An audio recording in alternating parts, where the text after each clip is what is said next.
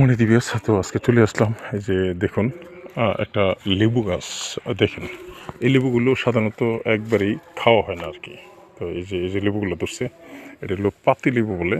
দেখেন একটা ছড়ার মধ্যে 2-3টা অনেকটি আছে। এই যে প্রচুর পরিমাণে ধরে একবার পুরো মালটার মতো। দেখেন এই যে একবারে মালটার মতো, সেম মালটার সাইজ।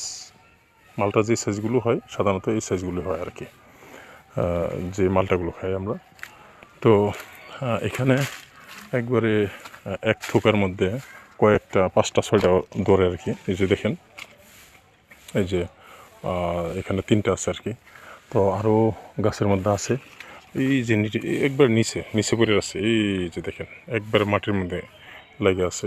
তো আপনারা যারা যেখান থেকে ভিডিওটি দেখতেছেন, ভিডিওটি একটা লাইক দিয়ে সাথে থাকুন আর দেখতে থাকুন এরকম নিত্য নতুন কৃষি বিষয়ক ভিডিও। তো এটা হলো পাতিলেবু, যদিও দেখতেছেন মালটার মতো দেখা যায় আর কি। এইটাকে বলা হয় পাতিলেবু।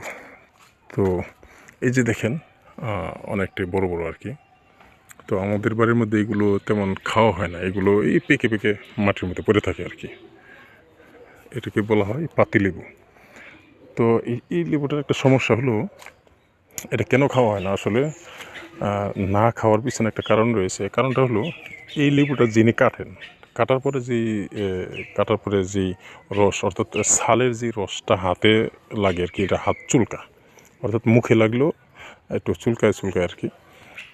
এটা কিন্তু সরাসরি এই ছালসহ আপনি অন্যান্য লেবু যেভাবে আমরা খাই সাধারণত ওই লেবুর মতো কিন্তু খাওয়া যায় না।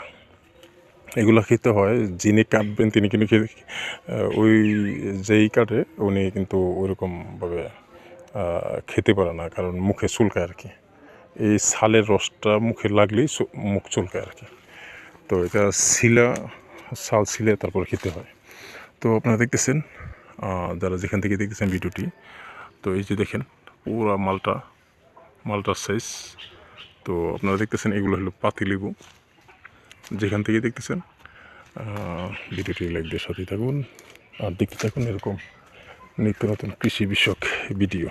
তো আমি যদি আরেকটা দেখাই, এই যে দেখেন পেকে, এই যে পেকে পড়ে আছে, এই যে মাটির মধ্যে পড়ে আছে, অথচ এগুলো কিন্তু কেউ খায় না, আমাদের বাড়িতে সাধারণত খায় না আর কি। তো এইগুলো এইভাবেই পড়ে থাকে পেকে গাছ থেকে যখন পেকে যায়, তারপরে এইগুলো নিচে ওই যে একটা দেখেন পেকে পড়ে আছে আর কি। তো খুব কমই খাওয়া হয়, মানে এগুলো খানা বললেই চলে, যার কারণে এইভাবে গাছে রয়েছে আর কি। তো সাথে থাকুন আর দেখেন কি সুন্দর হয়েছে গাছে চলে আসে আর কি।